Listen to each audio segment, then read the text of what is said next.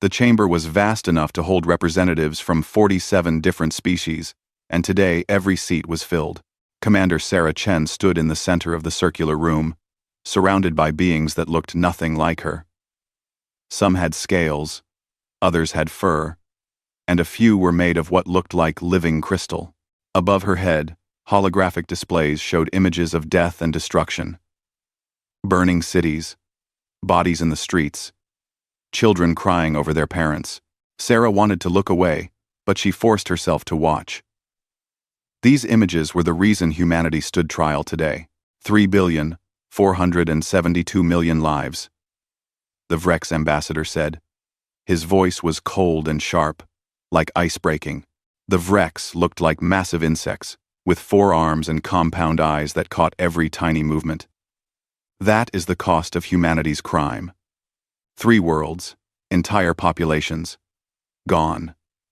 Sarah took a deep breath. We didn't do this.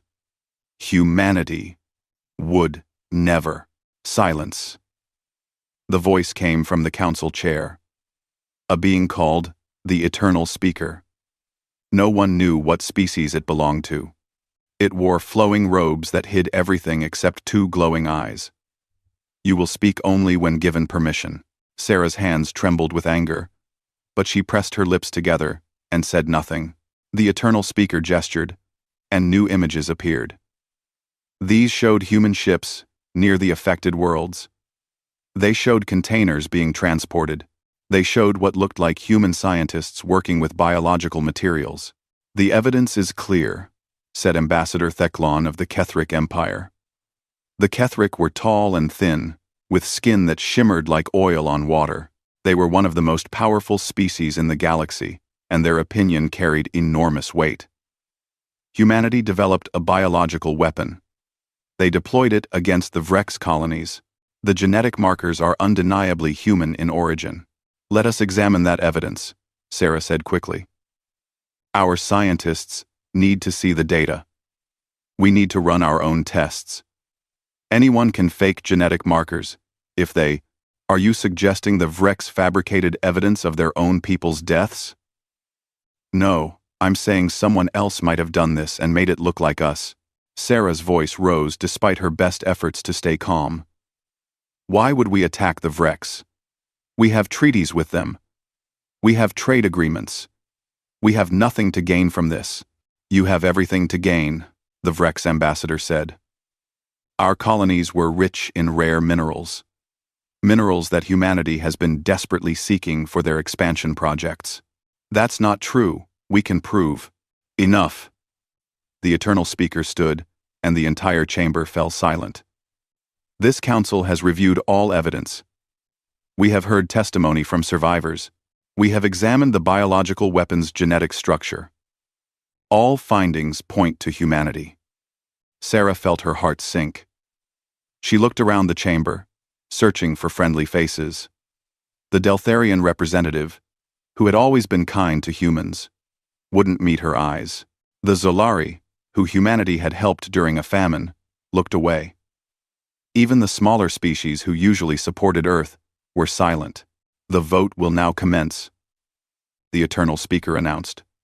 All in favor of finding humanity guilty of genocide and crimes against the galactic community? Lights began appearing around the chamber. Blue lights meant guilty.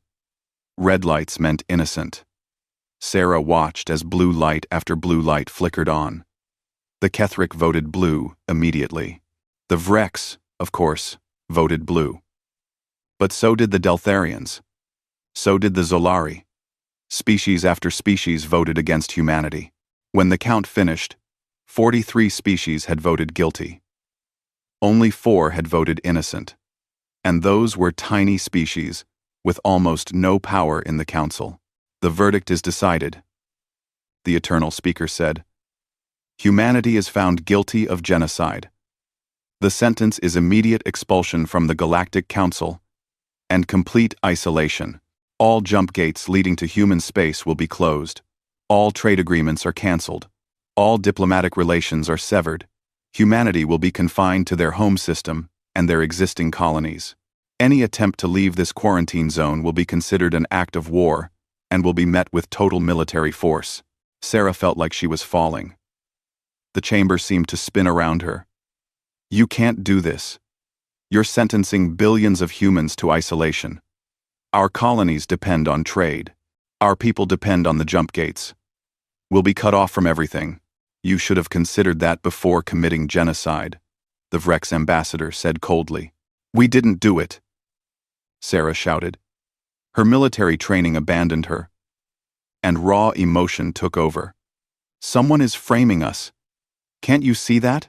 Someone wanted humanity removed from the council, and you're all playing right into their hands.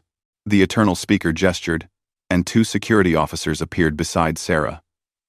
They were Kryn, a species that looked like walking armored tanks. Each one was twice Sarah's size. Remove her, the Eternal Speaker commanded. The Kryn grabbed Sarah's arms. She didn't resist. What would be the point? She had no weapons, no support, no hope. As they dragged her toward the exit, she turned her head back toward the chamber. You'll regret this, she called out.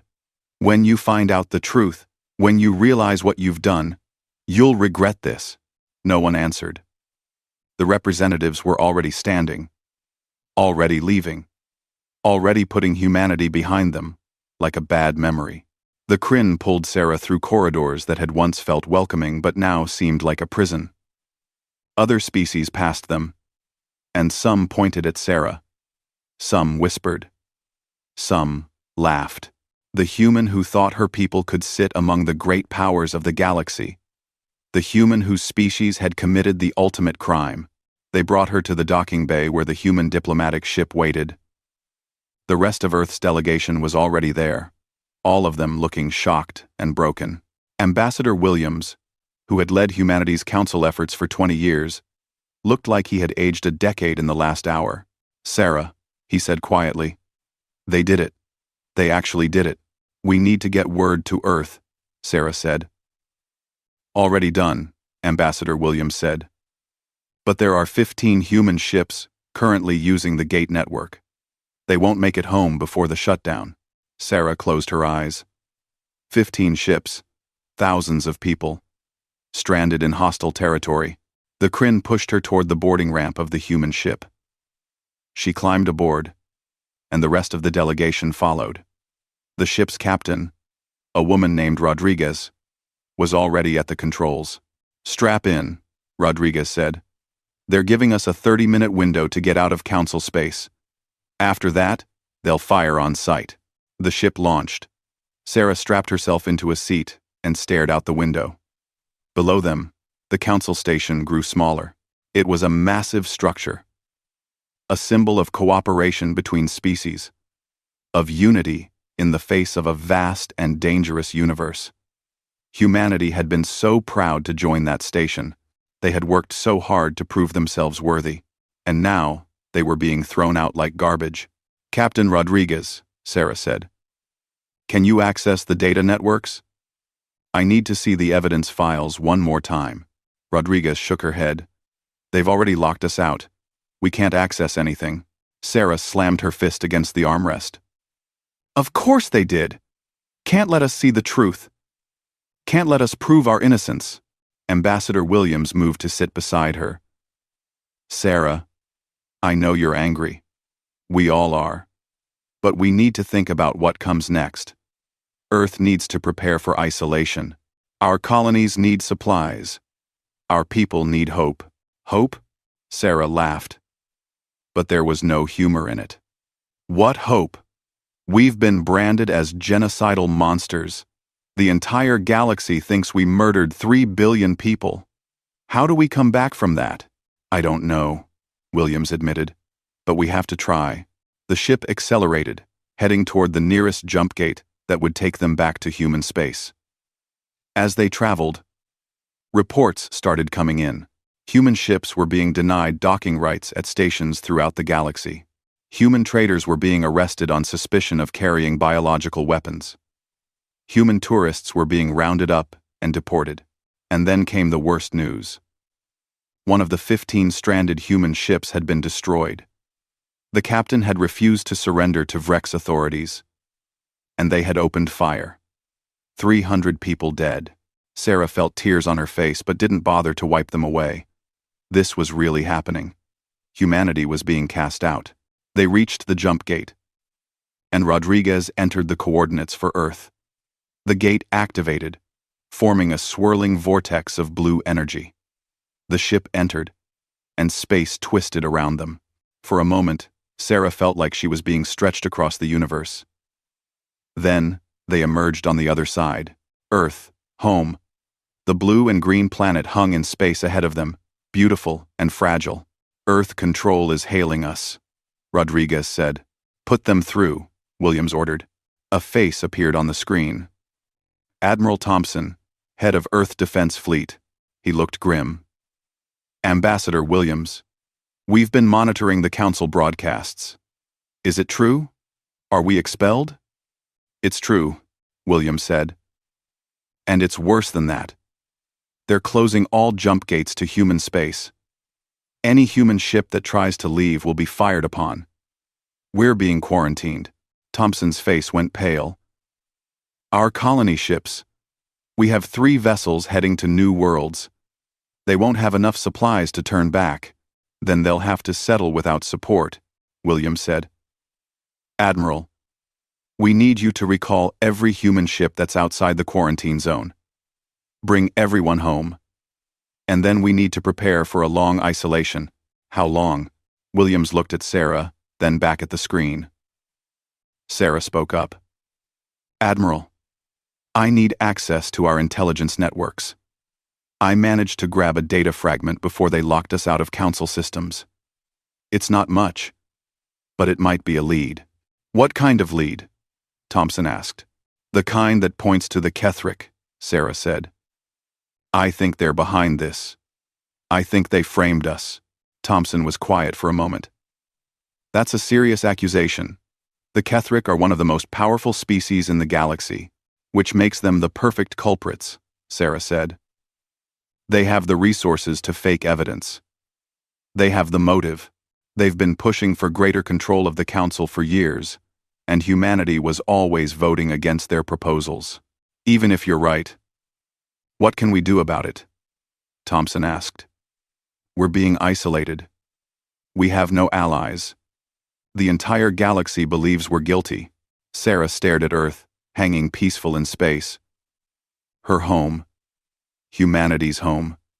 They had reached so far, accomplished so much, only to have it all ripped away by lies. Then we prove them wrong, she said quietly. However long it takes. Whatever we have to do, we prove them wrong. The ship continued toward Earth.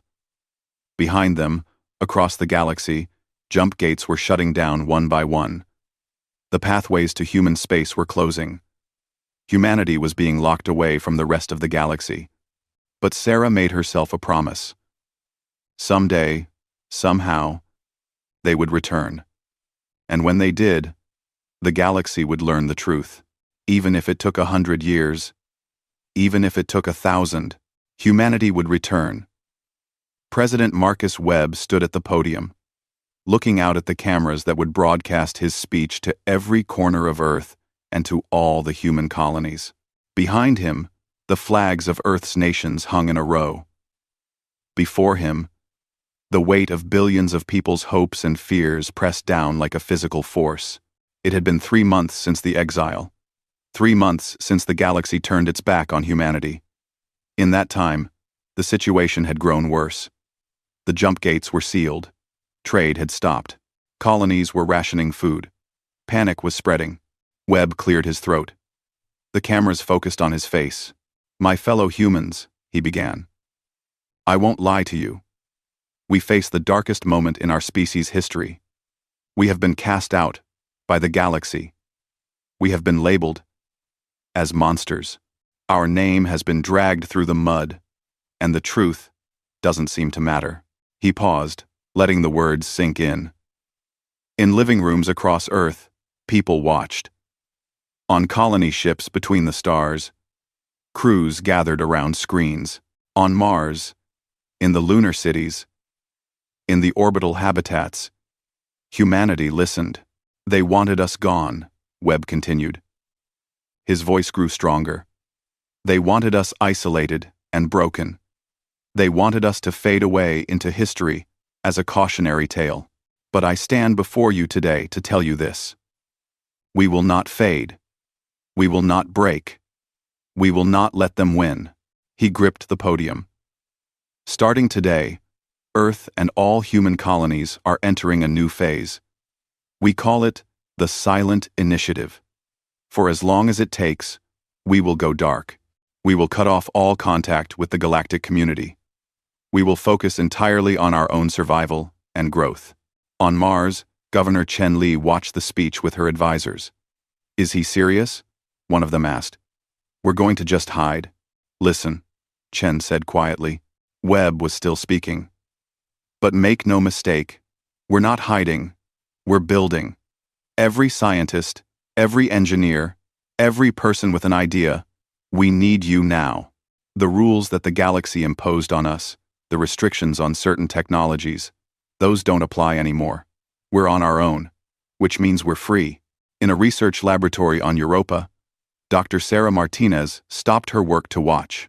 She was a geneticist, one of hundreds who had been forced to abandon promising research because the Galactic Council said it was too dangerous. Free to pursue quantum entanglement communication without restrictions, Webb said. Free to develop faster-than-light travel that doesn't depend on their jump gates. Free to enhance ourselves. To build machines that think. To push the boundaries of what's possible. Martinez felt a chill run down her spine. Was he saying what she thought he was saying? We have resources. Webb continued. We have brilliant minds. What we don't have is time to waste or energy to spend on despair. So, here's what we're going to do. He counted on his fingers. First, all colonies will become self-sufficient within 5 years. No exceptions. If you need help, ask. We'll send it. But every human settlement must be able to survive without supply ships. Second, we're going to build shipyards, research stations, manufacturing centers. We're going to create an infrastructure that doesn't depend on galactic technology. Third, we're going to explore. There are thousands of systems beyond the quarantine zone that the galaxy hasn't surveyed. We're going to find them. We're going to settle them. And we're going to do it without anyone knowing. Governor Chen sat forward. Secret colonies? Is that even possible? Webb's image on the screen seemed to look directly at her. Fourth, we're going to learn everything we can about the species that cast us out. Their weaknesses, their technologies, their politics. And finally, Webb said, his voice dropping to almost a whisper, we're going to make them regret what they did. Not through revenge, not through violence, but by becoming something they never expected. Something they never imagined possible. He straightened. They cast humanity out, thinking we were weak, thinking we were guilty, thinking we would crumble. Let's prove them wrong on all counts. The speech ended. For a moment, there was silence. Then, across Earth, across every colony, across every human ship and station, people started to react. Some cheered. Some cried. Some sat in stunned silence. But everyone understood. Humanity wasn't giving up. Humanity was just getting started. 10 years passed. On Earth, the massive solar arrays that had been rejected by the Council as too ambitious were now complete. They provided more power than the entire planet needed. The excess energy fed into research projects that worked around the clock. Dr. Martinez had made a breakthrough in genetic enhancement. Humans could now live longer, heal faster, resist diseases that had plagued them for centuries. The Council had forbidden such research, calling it unethical. But there was no Council anymore to tell humans what they could or couldn't do with their own bodies. 20 years passed. The first quantum communication network went online. It didn't use jump gates. It didn't use any galactic technology at all. Human ships could now talk to each other instantly, across any distance. The galaxy had nothing like it. Commander James Okafor, only 10 years old when the exile happened, graduated from the new Naval Academy. The ships he learned to pilot were sleeker than old human vessels, faster, tougher, built with technologies that humanity had developed in isolation. "How does it feel?" his instructor asked after his first solo flight. James grinned. "Like freedom." 40 years passed. The first seed ship slipped past the quarantine zone while the galaxy wasn't watching. It was small, automated, almost invisible to sensors. It carried everything needed to start a colony. Frozen embryos, construction machines, databases full of knowledge. It traveled to a system so far from galactic civilization that no species had ever surveyed it. It found a world with water and an atmosphere. The machines activated. They began to build. 6 months later, a second seed ship launched. Then a third. Then 10 at once. The silent network was born. Sarah Chen, now an admiral, oversaw the expansion from a hidden command center in the Kuiper Belt. She was older now. Her hair gray, but her eyes still burned with the same determination from that terrible day in the council chambers. "How many colonies do we have?" asked her second in command. 15, Sarah said, and another 30 seed ships en route to new systems. "The galaxy thinks we're trapped. They have no idea we're spreading. What if they find out?" Sarah smiled. It wasn't a nice smile. By the time they find out, it'll be too late. 60 years passed. Human ships that didn't look like human ships slipped through galactic space. They observed. They listened. They recorded everything. In the Kethric Empire, there were whispers of unrest. The colonies that had supposedly been hit by human bioweapons were thriving under Kethric control. Strange. That, almost like the Kethric had wanted those worlds for themselves. A human spy, genetically modified to look like a Vrex, infiltrated the Vrex military archives. What she found there was damning. Communications that suggested the Vrex had known the bioweapon wasn't human-made. Evidence that they had been paid to blame humanity anyway. The pieces of the conspiracy were coming together. Slowly, carefully. 100 years passed. President Lin, Marcus Webb's great-granddaughter, stood in the same place her ancestor had stood a century ago. She addressed a humanity that had changed. The average human now lived 200 years, thanks to genetic enhancements. Humans worked alongside AI partners so advanced that philosophers debated whether they were truly alive.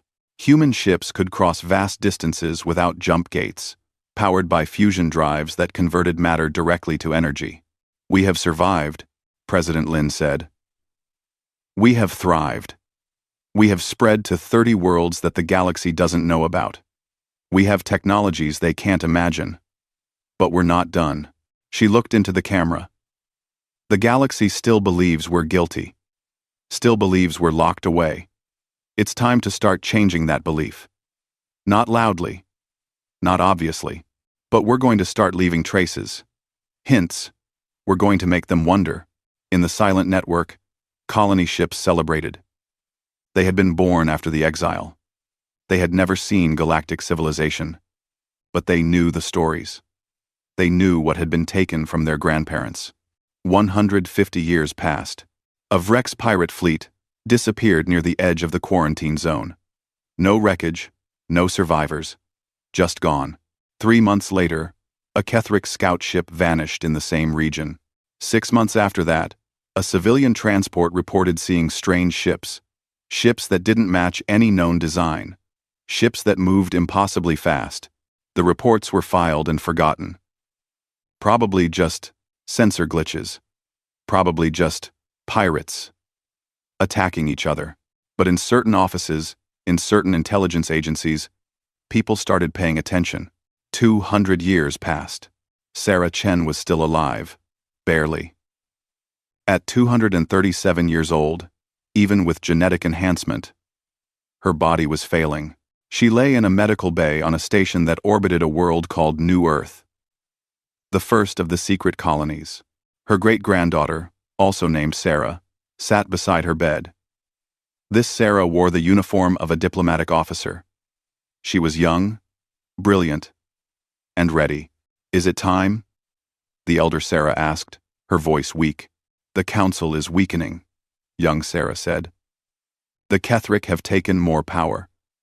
More species are unhappy. We have all the evidence we need to prove the conspiracy. And our fleet," she smiled, "our fleet is ready." "Then go," the elder Sarah said. She reached out and gripped her descendant's hand. "Make them see the truth.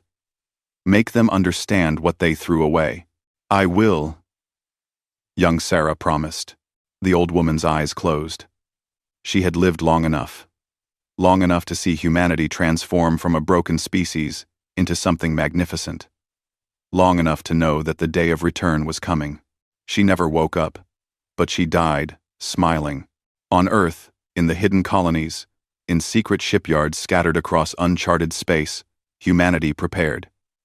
They had spent 2 centuries in silence, 2 centuries building and learning and growing. The galaxy had forgotten them, or thought it had, but humanity remembered. Humanity had waited, and now, humanity was ready to remind the galaxy of a simple truth. You couldn't kill humans by casting them out. You could only make them stronger. In the darkness between stars, thousands of human ships began to move. They were silent. They were invisible. They were everywhere and nowhere. The silent network had become a silent empire. And soon, very soon, the galaxy was going to hear from humanity again. In the Galactic Council chambers, the same chamber where humanity had been cast out 2 centuries ago, the Eternal Speaker called a routine session to order. Representatives from all the member species gathered to discuss trade routes and territorial disputes. No one mentioned humanity. Why would they? That was ancient history. But in the shadows of that very chamber, human censors watched. Human intelligence officers listened. And somewhere very far away, young Sarah Chen reviewed her plans. "Soon," she whispered to herself. Very soon. Captain Vex Thor of the Vrex Consortium had been hunting pirates for 3 months with nothing to show for it. His ship, the Times Talon of Discovery *, was a science vessel, not a warship. But lately science missions were too dangerous without weapons. Too many ships had gone missing in the outer sectors. He was reviewing sensor data when his second officer, Crix, made a sharp clicking sound that meant surprise. "Captain, we have a contact. Bearing 347. Distance approximately 50,000 kilometers." Vex Thor looked up. "Identification? Unknown design." "Wait." Crix's antennae twitched. "Captain, this doesn't match anything in our databases. It's not pirate. It's not any known species. Show me." The main screen displayed an image of the ship. It was sleek and dark, with smooth curves that seemed to flow like water. No visible weapons. But Vex Thor had learned not to trust appearances. The ship was roughly the size of a small cruiser. "Try to hail them," Vex Thor ordered. Crix worked the communications panel. "Channel open, no response. Keep trying, and charge weapons, just in case." The strange ship continued on its path, not slowing, not changing course. It was heading away from galactic space, toward the old quarantine zone. The old quarantine zone. Vex Thor felt something cold settle in his stomach. "Crix, run a deep scan. I want to know everything about that ship." "Scanning now." Crix's mandibles clicked as he worked. "Captain, this is strange. The hull material is unknown. Energy signature is unlike anything I've seen. And the design. Captain, it's efficient. Very efficient. Whoever built this knew what they were doing. Could it be an unknown species? Possibly. Or..." Crix hesitated. "There are some elements that remind me of old human designs. But more advanced. Much more advanced." Vex Thor's 4 arms gripped his command chair. "Human? That's impossible. Humans were locked away 200 years ago. Their technology was primitive. I'm just saying what the computer suggests, Captain. Vex Thor made a decision. Follow that ship. Keep distance. I want to see where it's going. The Time's Talon of Discovery Times adjusted course and began trailing the mysterious vessel. For an hour, nothing happened. The strange ship maintained speed and heading. Then, without warning, it stopped. Captain, the vessel has cut engines. It's just sitting there. Is it damaged? No signs of damage. It's just waiting. Vex Thor didn't like this. All weapons ready. Shields to maximum. Then the strange ship turned around. It faced them directly. A communication channel opened without Crix doing anything. A voice spoke in perfect galactic standard. Vrex vessel Times Talon of Discovery *. This is Captain James Okafor of the Earth Defense Fleet ship. Times Quiet Storm *. You've been following us for the last hour. State your intentions. The bridge fell silent. Crix turned all four eyes toward Vex Thor. Did he say, Earth? Vex Thor's voice was harsh. Human ship. You are in violation of the quarantine zone restrictions. Power down your engines. And prepare to be boarded. There was a pause. Then the human voice came back, and Vex Thor could hear amusement in it. Quarantine zone? We left your quarantine zone 150 years ago. You just never noticed. Impossible. The jump gates to human space are sealed. Who said anything about jump gates? On the screen, the human ship hung in space, dark and silent. Vex Thor felt his confidence waver. Something was wrong here. Something was very wrong. Human vessel, I am authorized to use force if you do not comply. This is your final warning. Let me be clear about something, the human captain said, and now there was no amusement in his voice. I'm going to give you one chance. Turn your ship around and head back to Vrex space. Forget you saw us. Forget this conversation. Go home. You dare threaten a Vrex military vessel? I'm not threatening. I'm advising. There's a difference. Vex's Thor had been a captain for 20 years. He had faced down pirates, smugglers, and hostile species. He would not be intimidated by some primitive human in a fancy ship. All weapons open fire. The Time's Talon of Discovery Times unleashed its full arsenal. Plasma cannons blazed. Missile tubes launched their payloads. Energy beams lanced across space toward the human ship. The human ship didn't move. The weapons hit. Vex Thor expected to see the human vessel break apart. Instead, a shimmering field appeared around it, absorbing every shot. The missiles exploded harmlessly against the shield. The energy beams scattered like light hitting a mirror. What? Crix's voice was barely a whisper. Captain? Their shields just absorbed 90% of our firepower. The other 10% didn't even scratch their hull. Vex Thor felt fear for the first time in years. Full power to shields. Evasive maneuvers. The human ship moved. It was so fast that Vex Thor's eyes couldn't track it. One moment, it was 50,000 kilometers away. The next moment, it was right beside them. Crix. Fire everything. Captain, weapons aren't responding. They're locked. Something is jamming our systems. On the communication channel, the human captain spoke again. His voice was calm, almost sad. I told you to leave. You didn't listen. You fired on an Earth Defense Fleet vessel. That's an act of war. We were defending galactic territory, Vex Thor shouted. No, the human said. You were defending a lie. A lie that was told 200 years ago. But that's over now. Something happened to the Time's Talon of Discovery * systems. Panels sparked. Lights flickered. The ship shuddered. Captain! Crix's voice was panicked. They're taking control of our computer core. I can't stop it. Cut power to all systems. I can't. They've locked me out. Vex Thor watched helplessly as his ship died around him. Life support stayed active. Emergency lights came on. But everything else went dark.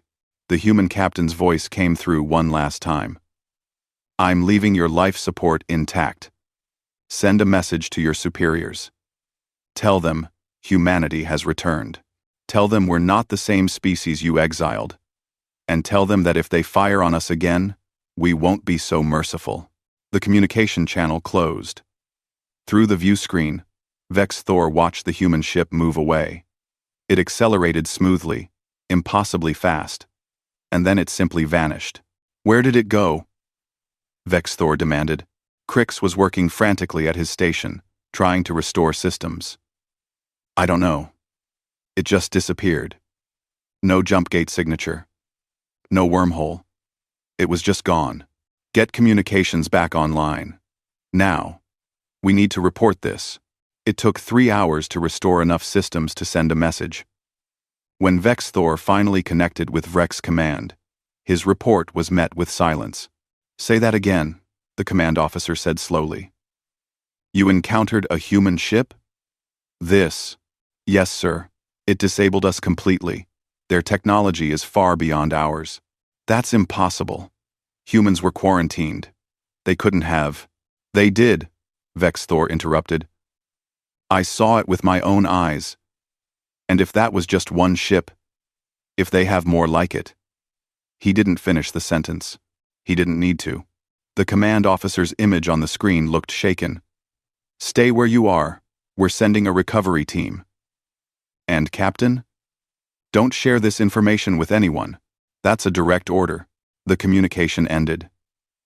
Vex Thor sat in his darkened bridge and thought about the human captain's words. "We left your quarantine zone 150 years ago. You just never noticed. How many human ships were out there? How many secret colonies had they built? What else had they been doing while the galaxy thought them safely locked away?" The recovery team arrived 6 hours later. They towed the Times Talon of Discovery Times back to the nearest Vrex station, where technicians swarmed over it, trying to understand what had been done to its systems. But Vex Thor's report had already started spreading. In intelligence offices across Vrex space, analysts were pulling up old records about humanity. What they found was disturbing. There had been other encounters. Small things, dismissed at the time. Ships disappearing near the old quarantine zone. Strange sensor readings. Reports from remote stations about seeing vessels that didn't match any known design. All of it had been filed away as sensor glitches or pirate activity. But now, looking at it with fresh eyes, a pattern emerged. Humanity hadn't been sitting quietly in their corner of space. They had been moving, growing, building. The galaxy had ignored them for 200 years. That had been a mistake. In the Galactic Council headquarters, emergency meetings were called. The Vrex presented Vex's Thor's report. Representatives from dozens of species listened in growing alarm. "This is clearly exaggerated," said the Kethric ambassador, Theclon. He was old now, but still in power, still influential. One Vrex ship encounters one vessel of unknown origin. And suddenly, we're meant to believe humanity has been expanding in secret? The technology doesn't lie, the Vrex military representative said. "We've analyzed the system's tampering. It's sophisticated beyond anything we have. This wasn't done by primitives. This was. We have a groove too. Then perhaps it's another species. Why assume it's humans?" "Because the captain identified himself as human," the Vrex representative said flatly. "Because the ship's computer core, once we restored it, had traces of human coding language. Because all the evidence points to them." The eternal speaker, the same being who had presided over humanity's exile, spoke up. "If humans have indeed been active outside the quarantine zone, we need to contain them immediately. I propose we send a fleet to the quarantine boundary and enforce it properly." "Enforce it how?" asked the Deltharian representative. "If they can disable our ships with ease, what good will a fleet do?" That question hung in the air, unanswered. On the outskirts of the meeting, a small figure watched and listened. She looked like a junior aide. Someone too unimportant to notice. Her skin had the greenish tint of a Zolari, her eyes the compound structure of an insectoid species. But underneath the genetic camouflage, she was human. She was one of dozens of human spies who had infiltrated galactic institutions over the past century. She recorded everything, storing it in an implant that no scanner could detect. When the meeting ended, she left quietly and headed to a public transportation hub. In a bathroom stall, she activated a quantum communication device hidden in what looked like an ordinary bracelet. "This is Agent Lin," she said quietly. "The Vrex encounter has been reported. The Council is panicking. They're planning a response, but they're divided. Recommendation: proceed to next phase." Light years away, in a hidden command center, Sarah Chen received the message. She smiled. "Send the signal," she told her communications officer. "It's time." Across the galaxy, in a dozen different locations, human ships received the same order. They had been hiding, watching, waiting. Now they stopped hiding. A Kethric trade convoy traveling through a supposedly secure system found themselves surrounded by human vessels. The ships didn't fire. They just appeared, showing themselves clearly, letting the Kethric see them. Then, they vanished. A Council observation post near the quarantine zone went active with alarms as 50 human ships passed by in formation. They were close enough to be seen clearly, far enough to be out of weapon range. They passed by like a parade and continued into deep space. On a frontier world, colonists looked up to see a massive human vessel hanging in orbit. It stayed for exactly 1 hour, visible to everyone. Undeniable. Then it left. The reports flooded into Council headquarters. Human ships, dozens of them, maybe hundreds, all over the galaxy, moving freely, ignoring the quarantine, showing themselves deliberately, and with each report came the same message, broadcast on all frequencies. "Humanity has returned. We seek to speak with the Galactic Council, not as exiles, not as criminals, as equals." The galaxy, which had forgotten humanity, was suddenly forced to remember. The emergency session of the Galactic Council was the largest gathering in 200 years. Every species sent their most senior representatives. The chamber buzzed with dozens of different languages, all translating through the universal communication system. The Eternal Speaker stood at the center podium, looking exactly as it had 2 centuries ago. "Order. We will have order." Slowly, the chamber quieted. "We are here to address the human situation." The Eternal Speaker continued. "The species we exiled has returned. They appear to have technology and capabilities that exceed our expectations. The question before us is simple. What do we do about it?" Ambassador Theclon of the Kethric Empire rose. He was ancient now, kept alive by medical technology.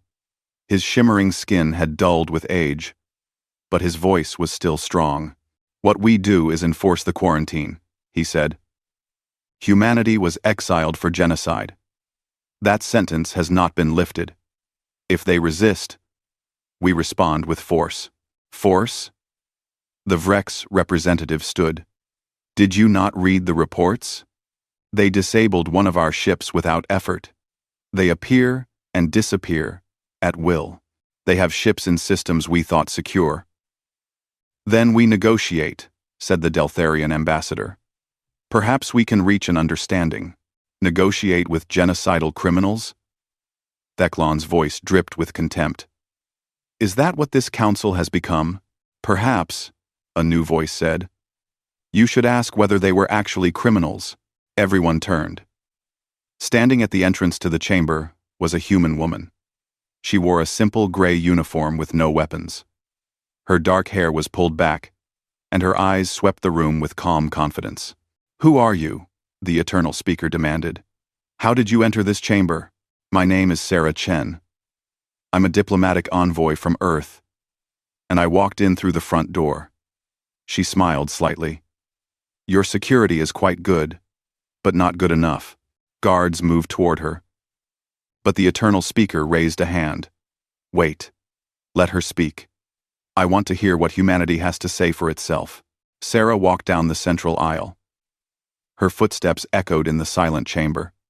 She reached the center, where her predecessor had stood 200 years ago, and turned to face the assembled species.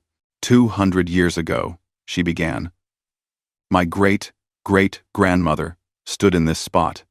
She begged you to examine the evidence. She begged you to let humanity prove its innocence. You refused. You voted to exile us. You sealed us away and tried to forget we existed. You were guilty. Theclon said. The evidence was clear. EC. That word. The evidence was fabricated, Sarah said calmly. And I can prove it. She touched a device on her wrist. Suddenly, every screen in the chamber lit up. Data began flowing across them. Genetic sequences, chemical analyses, communications, intercepts, financial records. Chastenwyk, this is the bioweapon that killed 3 billion Vrex colonists, Sarah said. Here is its genetic structure. Notice anything interesting? A Vrex scientist in the observation gallery stood up. Those markers, those aren't human. They're similar, but the base structure is different. Correct, Sarah said. Someone took human genetic samples and modified them to create this weapon. They made it look human enough to fool basic analysis. But deep analysis shows it's not human at all. More data appeared on the screens. Here are communications from a Kethric biological research facility, Sarah continued. Dated 6 months before the attack. They discuss project removal and the need to eliminate the human obstacle to Kethric expansion. Theclon shot to his feet. This is outrageous. These documents are clearly forged. Are they? Sarah's voice was ice. Then, explain this. A video began playing on every screen. It showed a Kethric laboratory. Scientists worked with biological samples. One of them spoke clearly to a camera. Project removal is proceeding as planned. The bioweapon will be deployed on the Vrex colonies. The genetic markers will point to humanity. The Vrex will demand justice, and the Council will have no choice but to exile the humans. With humanity gone, Kethric expansion into their territories can proceed unimpeded. The chamber erupted. Species shouted at each other. Some demanded the video be authenticated. Others were already convinced. This is a fabrication, Theclon shouted. Humanity has had 200 years to create false evidence. Then perhaps you'd like to explain this, Sarah said. And her voice cut through the chaos. The screens changed. They now showed financial records. Massive payments from Kethric accounts to Vrex officials. Payments to council members. Payments to intelligence agencies. You paid them, Sarah said, looking directly at Theclon. You paid the Vrex to blame us. You paid council members to vote for our exile. You orchestrated the entire thing. A Vrex admiral stood up in the gallery. Those account numbers. Those are real. I recognize them. He turned to the Vrex ambassador. You knew? Your government knew we were lied to? The Vrex ambassador looked pale. We received intelligence, suggesting the humans were responsible. We had no reason to doubt it. No reason, except the massive bribes you accepted, Sarah said coldly. More voices joined the chaos. Some species were demanding investigations. Others were defending the Kethric. A few were simply stunned into silence. The eternal speaker struggled to restore order. Silence. We will have silence. It took several minutes, but eventually the chamber quieted enough for the eternal speaker to speak. These are serious allegations, it said slowly. If true, they represent the greatest miscarriage of justice in galactic history. But we cannot simply accept this evidence without verification. Then verify it, Sarah said. We have the original laboratory where the bioweapon was created. It's on a Kethric world called Thexnor. Send your own investigators. See for yourselves. The planet Thexnor is a classified military research facility, Theclon said. No outsiders are permitted. How convenient, Sarah said. A military research facility that just happens to be where the bioweapon was created. And outsiders aren't allowed to see it. She turned to address the entire chamber. For 200 years, humanity has lived with the shame of a crime we didn't commit. We were cast out. Our name was destroyed. Billions of humans grew up knowing the galaxy thought them monsters. Her voice grew stronger. But we didn't let it break us. We built. We learned. We grew. And we uncovered the truth. Not because we wanted revenge. Because we wanted justice. She looked at each species representative in turn. Now you have a choice. You can continue to believe the lie. You can continue to let the guilty go unpunished. Or you can do what you should have done 200 years ago. Investigate properly. Find the truth. And make it right. Before anyone could respond, Sarah touched her wrist device again. This time, what appeared on the screens was a live video feed. It showed a Ketheric. Not just any Ketheric, but someone important. Judging by the ornate clothing, the being looked frightened. "My name is Vex Thor," the Ketheric said. I was, a senior research director for the Ketheric military. I helped develop the bioweapon used on the Vriex colonies. I did so under orders from the Expansion Council. We were told that humanity's growing influence was a threat to Ketheric dominance. We were told that removing them was necessary for our species' survival. Theclon's shimmering skin turned dark. This is coerced testimony. Humanity has clearly, "I'm on a human vessel by choice," Vex Thor interrupted. "They found me 6 months ago. They showed me what our weapon had done. 3 billion dead, including children, including innocents who had nothing to do with politics or power. I couldn't stay silent anymore." The Ketheric continued. "I'm not the only one. There are dozens of us. Scientists, administrators, officials who knew the truth. Humanity has been collecting us for years. We're all willing to testify. We're all willing to face justice for what we did." Another face appeared. A Vrex military officer. "My name is Crix. I was part of the intelligence unit that discovered the evidence against humanity. We were paid to fabricate reports. Paid to support the narrative that humans were guilty. I have documentation of every payment, every order, every lie we were told to tell." More faces appeared. More testimonies. Ketheric scientists. Vrex officials. Even a few council aides who had been involved in the conspiracy. The chamber was completely silent now.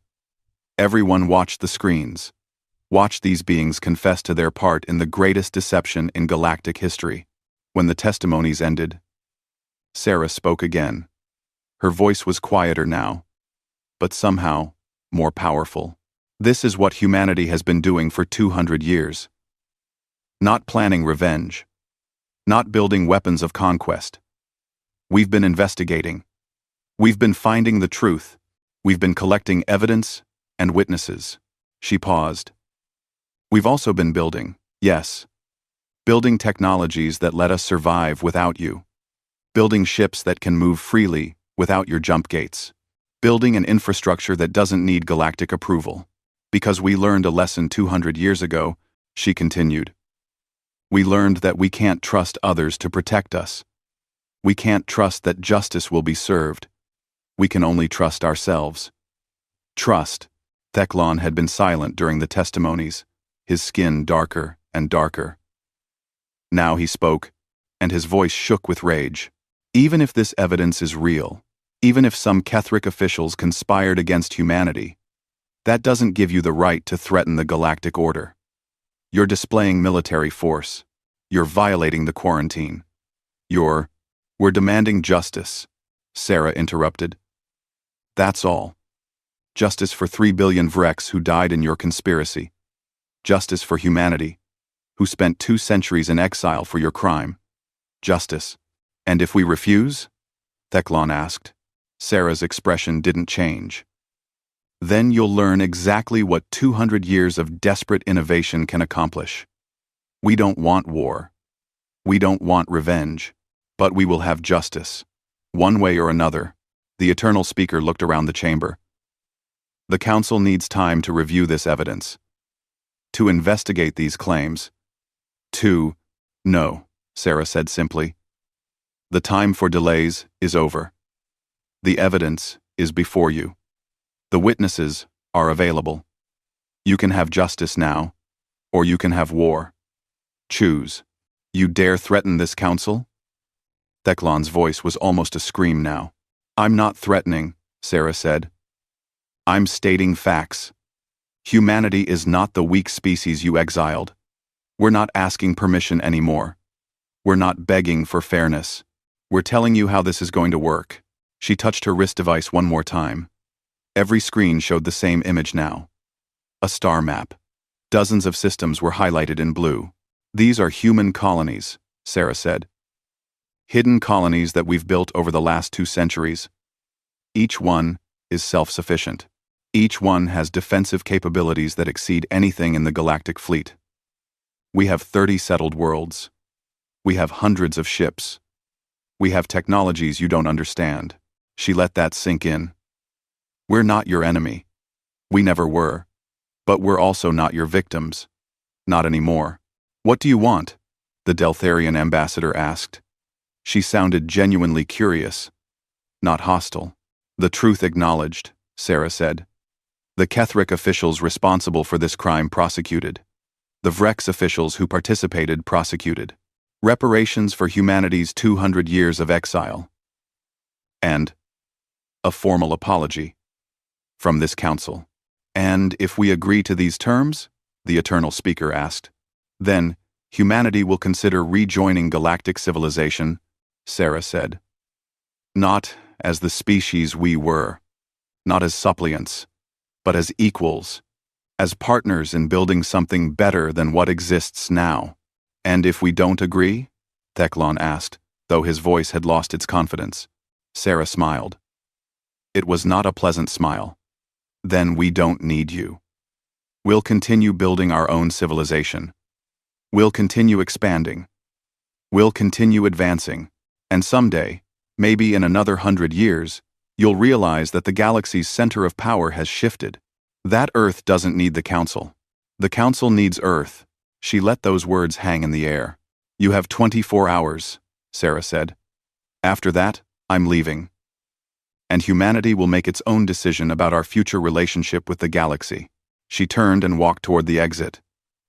The guards didn't try to stop her this time. As she reached the door, she turned back one last time. 200 years ago, you cast us out thinking we were weak, thinking we were guilty, thinking we would disappear. You were wrong on all counts. Don't make another mistake today. Then she was gone. The chamber erupted again, louder than before. Species shouted at each other. Accusations flew. The Kethric delegation tried to defend themselves. The Vrex demanded answers from their own representatives. And in the center of it all, the Eternal Speaker stood silent, watching the order it had maintained for centuries crumble. Humanity had returned. And nothing would ever be the same.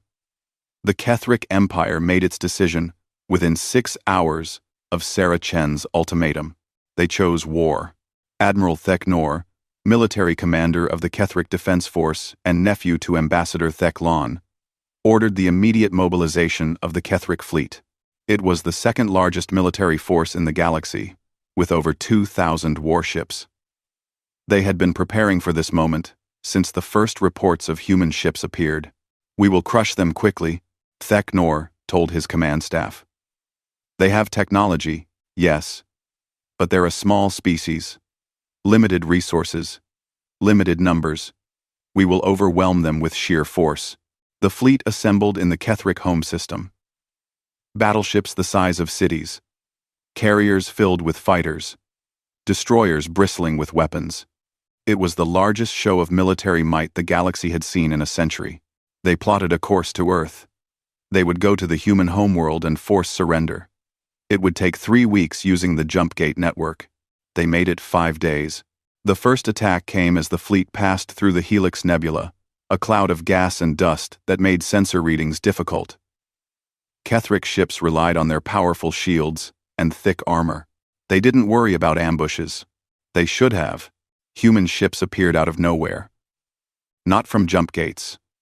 Not from wormholes. They simply materialized, as if they had been invisible, and suddenly chose to be seen. There were only 50 human vessels against 2,000 Ketheric warships. The battle lasted 17 minutes. Human weapons cut through Ketheric shields like they weren't there. Beams of pure energy sliced capital ships in half. Missiles that couldn't be intercepted found their targets with perfect accuracy, and the human ships moved impossibly fast, dodging return fire with ease. All ships, concentrate fire on Sector 7, Admiral Theknor ordered. Bring them down. 500 Ketheric ships focused their weapons on a single human vessel, enough firepower to destroy a moon. The human ship's shields absorbed every shot, and then it returned fire. A single beam lanced out and struck the Ketheric flagship's main reactor. Admiral Theknor had just enough time to see his bridge erupt in flames before everything went dark. When the battle ended, 1,600 Ketheric ships were destroyed or disabled. The remaining 400 retreated in disorder. The human fleet pursued for exactly 1 hour, destroying any ship that tried to fight. Then they stopped and broadcast a message to the survivors. Return to Ketheric space. Tell your government that this war is over. Any further attacks will result in the complete destruction of your military capability. We're not interested in occupation. We're not interested in revenge. We're interested in justice. Surrender the officials responsible for the genocide. Face the truth, or face extinction. Choose. The message ended. The human ships vanished again. In the Galactic Council chambers, representatives watched footage of the battle in stunned silence. A Zolari military analyst stood at a podium, reviewing the tactical data. In 17 minutes, she said, her voice shaking slightly, humanity destroyed or disabled 80% of the Ketheric fleet. They did this with minimal forces and suffered 0 casualties. Their technology advantage is not marginal. It's absolute. The Eternal Speaker looked around the chamber. Does anyone still doubt humanity's capability? No one spoke. Then perhaps we should discuss their demands more seriously. But even as the council debated, the Ketheric Empire was making another decision. They refused to surrender. Instead, they called upon their client species and allies. The Vrex, still angry about the revelations of bribery, refused. The Deltharians refused. One by one, species that the Ketheric thought they could count on turned away. Only 3 smaller species agreed to join the Ketheric. Together, they assembled another fleet. Smaller than the first, but still formidable. 1,000 ships. They plotted a course to the nearest known human colony, a world called New Earth. They never arrived. Human ships intercepted them at the edge of the system. This time, there was no battle. The human fleet simply surrounded the Ketheric force and waited. A communication came from the lead human vessel. Captain James O'Coffer's voice was calm and professional. Ketheric vessels, you are entering human territory. We are authorized to use lethal force to defend our worlds, but we'd prefer not to. Power down your weapons. Accept inspection, and we'll escort you back to your space unharmed. The Ketheric commander, a young and ambitious officer named Kexlon, refused. We do not take orders from criminals and exiles. Your choice, James said. What happened next became known as the demonstration. The human ships didn't fire their weapons. Instead, they activated a new technology that no one had seen before. Every Ketheric ship suddenly lost power. Not just engines or weapons. Everything. Life support, communications, even emergency systems. The ships became lifeless hulls, floating in space. Then, one by one, the human ships approached each Ketheric vessel. They attached docking clamps and began transferring the crews to cargo bays. When a ship was empty, the humans placed a small device on its hull and moved to the next vessel. It took 6 hours to evacuate all 1,000 ships. When the last crew member was secured in human cargo bays, James broadcast one final message to the Kethric government. Your people are safe. They'll be returned unharmed. But your ships are forfeit. The small device is activated. All 1,000 Kethric warships simply dissolved. Their atomic structure broke down into component elements that scattered into space like dust. This is what we can do, James said. We can destroy your fleets without killing anyone. We can take apart your ships at the molecular level. We can control your technology. We can do all of this while showing mercy to your people. Now imagine what we could do if we stopped being merciful. The Kethric crews were returned home a week later, delivered by human ships that appeared in orbit of the Kethric homeworld. The crews were healthy, well-fed, and utterly terrified. They told stories of human ships that could appear anywhere, of technologies that could do impossible things, of humans who treated them with respect and kindness, even while demonstrating overwhelming power. The Kethric Empire's will to fight crumbled. 3 weeks after the war began, the Kethric government requested negotiations. Not surrender talks. Negotiations. They still had pride. Sarah Chen met with Kethric representatives on a neutral station. She sat across from Ambassador Theklan, who looked older and more tired than before. You've made your point, Theklan said bitterly. The same thing I wanted 3 weeks ago, Sarah said calmly. Justice. She placed a data pad on the table between them. Here is a list of Kethric officials who were directly involved in the conspiracy. Starting with you. End quote. Sunray. Levy. Levy. End quote. Theklan stared at the pad but didn't touch it. If we surrender these people, we admit guilt. We admit that the Kethric Empire committed genocide. You did commit genocide, Sarah said. 3 billion Vrex died because of your conspiracy. Humanity spent 200 years in exile because of your lies. Yes, you're guilty. The only question is whether you'll face that guilt with honor or continue hiding from it. And if we refuse? Sarah leaned back. Then we continue. We'll blockade your worlds. We'll intercept your ships. We won't kill your people, but we'll make it impossible for your empire to function. Slowly, your economy will collapse, your government will fall, and eventually, someone else will come to power who's willing to face the truth. She paused. Or you can do the right thing now. Save your people years of suffering. Accept justice, and begin rebuilding your reputation. Theklan was silent for a long moment. Finally, he spoke. If I agree to this, if I turn myself in, what happens to the Kethric Empire? That's up to you, Sarah said. We're not interested in conquest. We're not interested in humiliation. We just want the truth acknowledged and the guilty punished.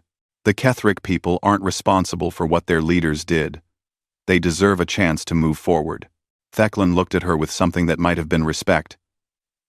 Because we remember what it's like to be wrongly accused, Sarah said quietly. We remember what it's like to be judged for crimes we didn't commit. The Kethric people didn't create the bioweapon. They didn't frame humanity. A small group of officials did that. Those officials should pay. Not millions of innocent civilians. She stood. You have 48 hours.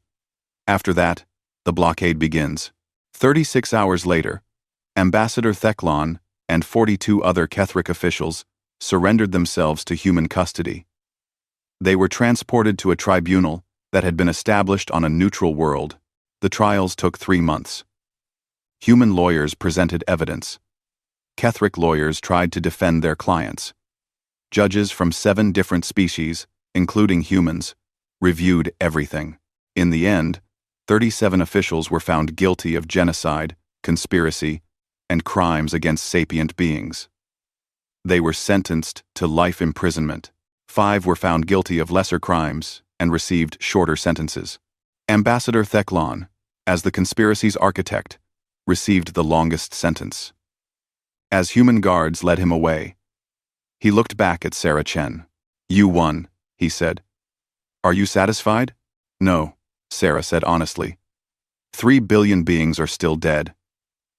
Humanity still lost 200 years. But justice has been served. That's something.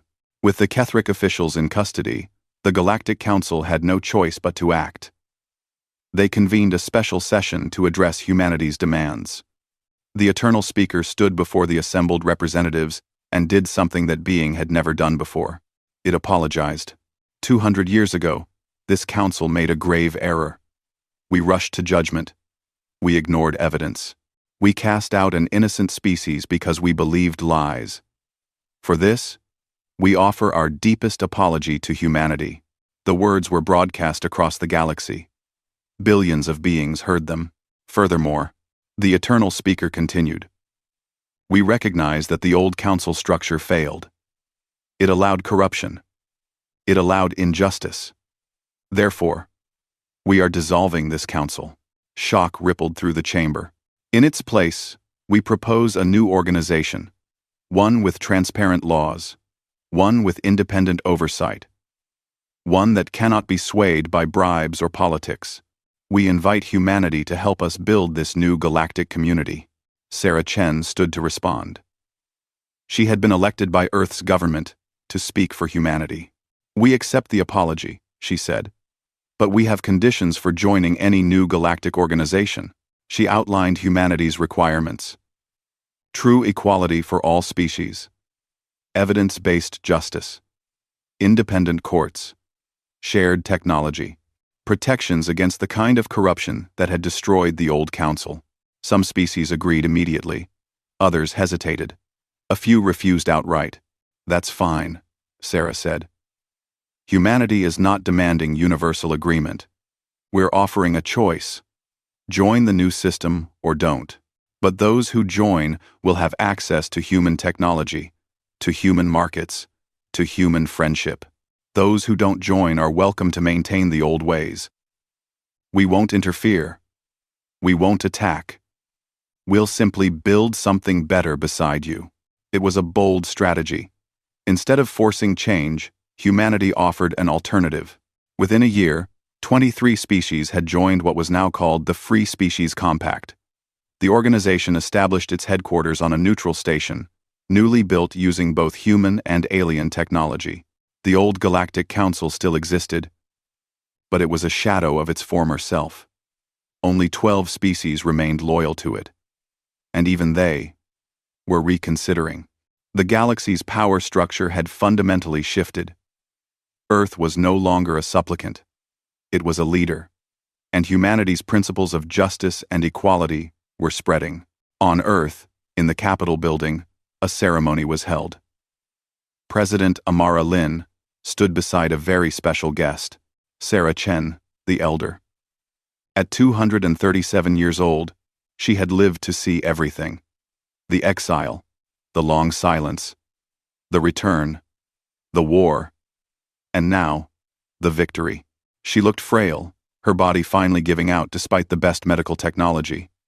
But her eyes were still sharp. Was it worth it? President Lin asked quietly. 200 years of isolation. All that suffering. The old woman smiled. Ask our children. Ask the humans living on 30 worlds. Ask the species that now have a voice in galactic affairs, because we showed them a better way. She squeezed the president's hand. We were cast out thinking we were weak. We were exiled for a crime we didn't commit. But we survived. We built something remarkable. And we used that strength, not for revenge, but for justice. Yes, she said, her voice growing weaker. It was worth it. That night, Sarah Chen died peacefully in her sleep. Her great-great-great-granddaughter, also named Sarah, and also a diplomat, stood at the funeral and spoke to the gathered crowd. My ancestor lived through humanity's darkest hour. She saw us cast out. She saw us labeled as monsters. But she never stopped believing in justice. Never stopped working toward the truth. Because of her generation's sacrifice, because of their 2 centuries of patience and effort, we stand here today not as exiles, but as leaders. Not as criminals, but as proof that justice eventually prevails. She looked up at the stars. The galaxy tried to break humanity. Instead, they forged something stronger, something better, something that will last for millennia. 10 years after the war, the Free Species Compact held its annual assembly. Representatives from 47 species attended. More species were applying to join every month. Ambassador Sarah Chen, the younger, stood at the podium where her ancestor had once demanded justice. Now, she was proposing new initiatives. Shared research projects, cultural exchanges, joint exploration missions. The galaxy was changing. Old rivalries were fading. New partnerships were forming. And at the center of it all was humanity, not dominating, but leading by example. In the old Galactic Council chambers, now mostly empty, the Eternal Speaker sat alone. The being looked at the empty seats and thought about everything that had happened. They had cast humanity out thinking it would solve a problem.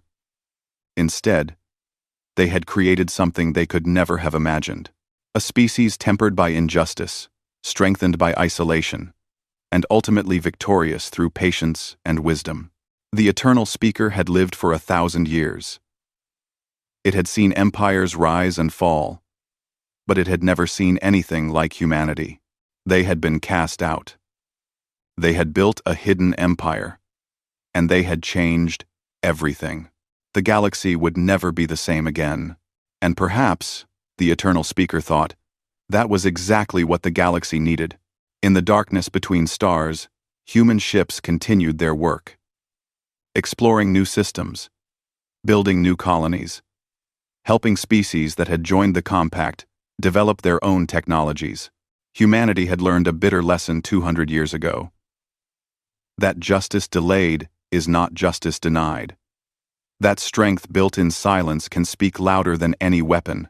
That mercy shown to enemies can build stronger peace than any treaty. The galaxy had cast them out, thinking them weak. They had returned stronger than anyone imagined. And in doing so, they had shown every species in the galaxy a simple truth. When you force the innocent to stand alone, you don't break them. You teach them to stand forever.